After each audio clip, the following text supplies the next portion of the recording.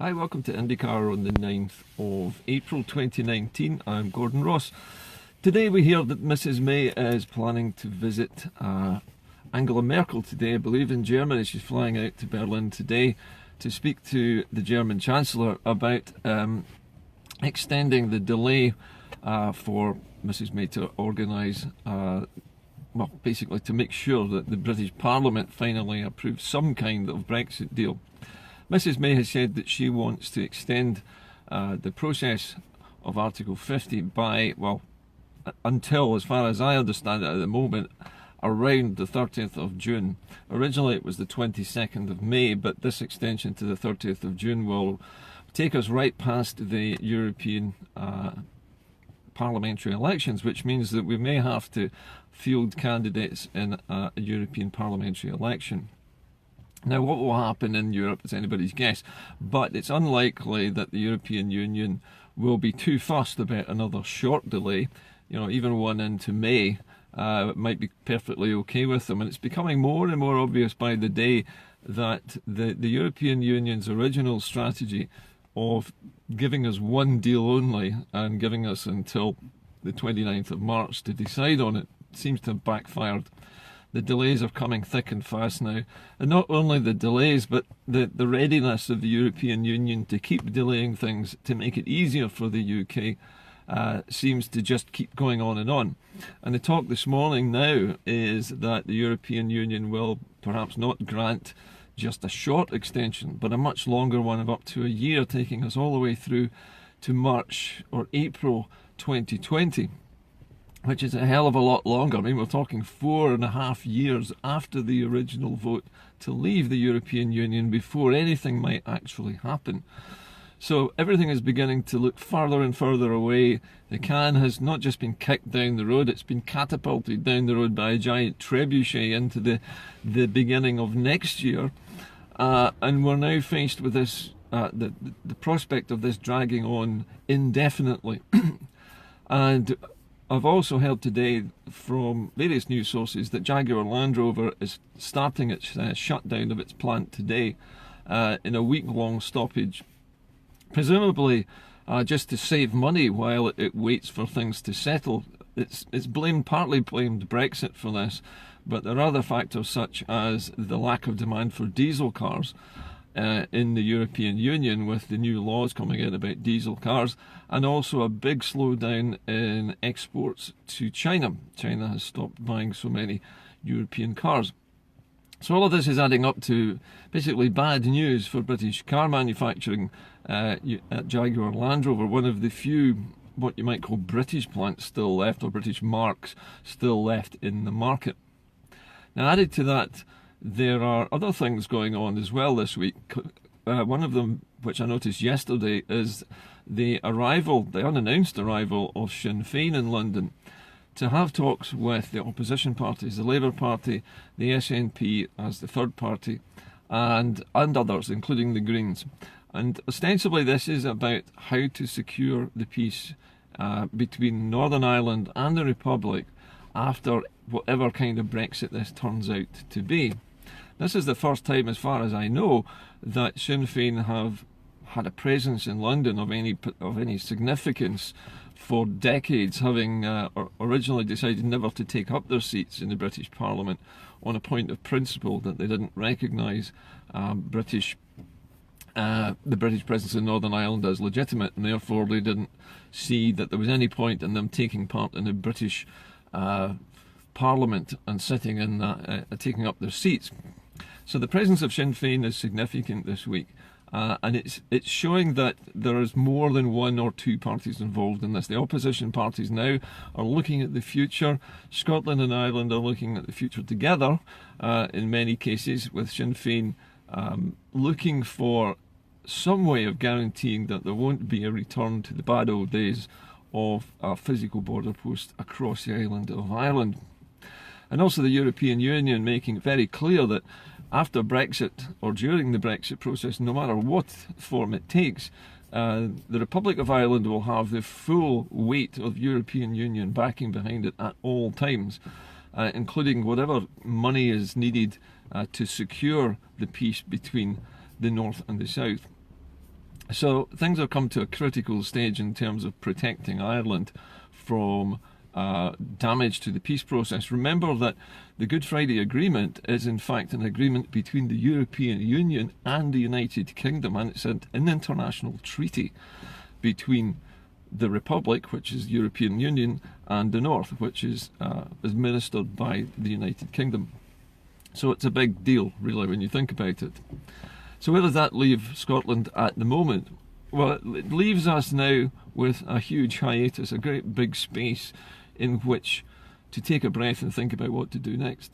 As far as the move towards repealing the Acts of Union and separating from England are concerned, this gives us, as I say, time to think about it a little bit and to plan ahead for a campaign to hold what you might call a repeal the Union or a Scot ref of some kind.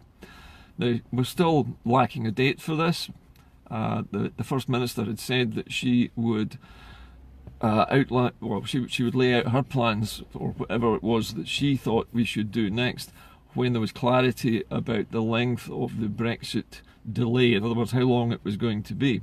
Now that I think by tomorrow we will probably know, and my own guess is that we might get a short extension in the meantime, but I think the longer extension is the most likely final outcome of everything, given the complete lack of any ability of British politics to actually come up with a consensus on what to do about leaving the European Union. So, Brexit is still going to happen. Where it's going to happen is a moot point at the moment, but it's likely to be at least a year in the future. And given the fact that it's a year in the future, gives us time now to organise ourselves here in Scotland to plan ahead for the next and hopefully the final and successful vote to separate ourselves from the Union, which, let's face it, has outlived its usefulness and it's no longer fit for purpose. In the news this week is also an article in Common Space which looks at Derek Mackay's proposed new Scottish currency, and it was originally proposed by Mr Mackay and the SNP that a Scottish currency would not apply from day one of separating from England. It would happen in stages when it was the right time, so we would begin by using the pound.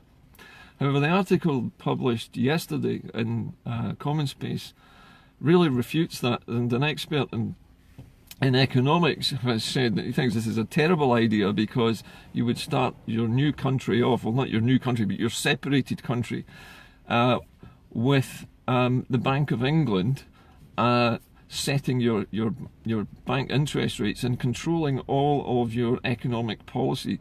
The value of your currency, for example, would be based on that. The amount that you could borrow would be constrained by the fact that you would have to always have a balance of trade surplus in order to continue to use the pound. So we would actually be no further forward in terms of economic policy if we start with the pound. And the argument is that unless we start with the Scottish currency from day one of our separate life from the United Kingdom, then we can't really control anything. We would be at the beck and call of the United Kingdom and the Bank of England until we chose to finally have our own currency. So there's an argument raging at the moment about when that currency should come into effect. Personally, my own belief is that I agree with the Common Space article. I think it needs to be from day one. Nothing else makes any sense. Derek Mackay seemed to be basing his assumptions on the so-called Growth Commission report. And this is the notoriously pessimistic worst case scenario independence that you could have, where you do everything as though you were the British government, using the British pound and employing Tory austerity to run Scotland, which is not the way we're going to do it. And at the end of the day, I think to assume, as Derek Mackay has done, that the Scottish government would behave like a Tory government and go cap in hand to the Bank of England looking for its currency would be a mistake. Anyway, that's my own opinion, and I dare say there are other shades of opinion out there as well. But basically, those are the facts as I see them today. I think we're looking at a long delay, and I think that's going to give Nicola Sturgeon probably the ideal opportunity now to lay out her plans for a roadmap towards a final, hopefully successful public vote on separating ourselves from England and becoming a Scottish nation again on our own. And I think that's really largely it. We have to stop talking about independence and have to start talking about repealing the Act of Union, because we are independent already, but we can't be independent if we continue to use the British pound after we separate, because we will be constrained as we are now. We will not be able to do anything other than run Scotland exactly the way it is at the moment while we're using the pound. Now that may not be an ideal situation. We will not be able to invest in the infrastructure that we need. We will not be able to start the major radical changes to the way Scotland behaves and to convert its industrial policy from an oil-burning, fossil-based economy to one which is entirely green and carbon-free. So to do all of those things, I think we need our own currency. We need it from the start. Anyway, that's about it from me today, but I would expect tomorrow that we will probably hear that at the very least we'll easily be given a short extension. The talks with the Labour Party that the Tories are having at the moment are fruitless, and I suspect that they will continue to be fruitless for quite a long time to come. Neither the Tories nor the Labour Party can afford to drop Brexit, can afford to stop it, and so they have to find a way to tiptoe through the minefield that they've created and try to find a compromise which is not so bad that the British Parliament will not support it. Brexit is going to be bad. It's just a case of how bad it's going to be and when it's going to be. But it's certain now, Brexit is going to happen. They're not going to stop it. They're just going to delay it for as long as physically possible. The EU will eventually, I think, bend a little bit to help Theresa May, to help the British state, basically, to come to an agreement, because it is in the EU's interests to have Britain as an ally, not an enemy, and it's in Britain's interests to do the same thing with the European Union. Nobody really wants a hard Brexit. The threat of the hard Brexit is a bluff which neither the British nor the Europeans was prepared to call. So we're looking at Brexit happening in the distant future, probably next year.